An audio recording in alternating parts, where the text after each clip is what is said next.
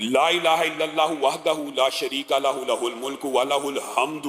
یحیی و یمیت وہو حی لا یموت بیدہ الخیر وہو علی کل شیء قدیر۔ یہ وظیفہ لا الہ الا اللہ وحدہ لا شریک لہ لہ الملک سے ملتا جلتا ہے، لیکن یہاں پہ 3 حرفوں کا اضافہ کیا گیا۔ ان 3 حرفوں کے اضافے سے اس وظیفے کے اندر کیا اجر و ثواب اور کیا تاثیر پیدا ہوتی ہے۔ صحیح حدیث میں آتا ہے چونکہ بازار اس دھرتی کے اوپر، اس زمین کے اوپر سب سے ناپاک جگہ اور سب سے زیادہ معصیت کے گناہ کے کام بازاروں میں ہوتے ہیں، جھوٹ، فراڈ، خیانت،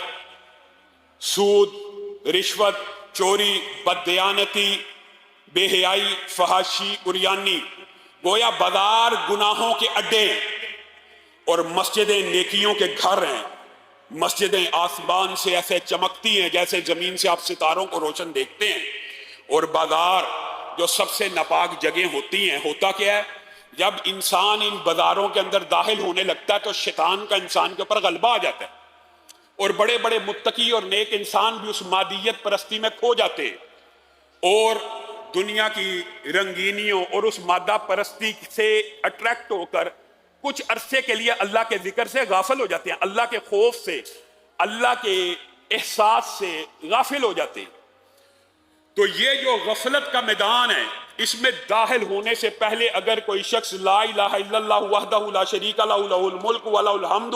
یحیی و یمیت وہو حی لا یموت بیدہ الخیر، صرف یہ 3 جملے اضافہ کرنے ہیں۔ اگر یہ 3 جملوں کا اضافہ کر کے بازار میں داخل ہو جائے گا تو حدیث کے الفاظ ہیں، یہ حدیث بڑی اہم ہے، اور اپنی زندگی کے ساتھ اپنے پلے میں ہمیشہ کے لیے اس کو باندھ لیجئے، ہمیشہ کے لیے جب بھی بازار میں داخل ہونے لگے یہ کلمہ آپ کی زبان سے، عورت ہو یا مرد ہو، جاری ہو جائے، فائدہ کیا ہوگا؟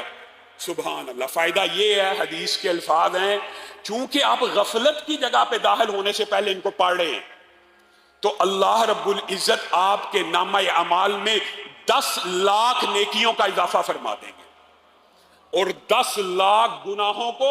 معاف کر دیں گے۔ بتائیے 10 لاکھ نیکیاں اور 10 لاکھ گناہوں کی معافی ایک کلمے سے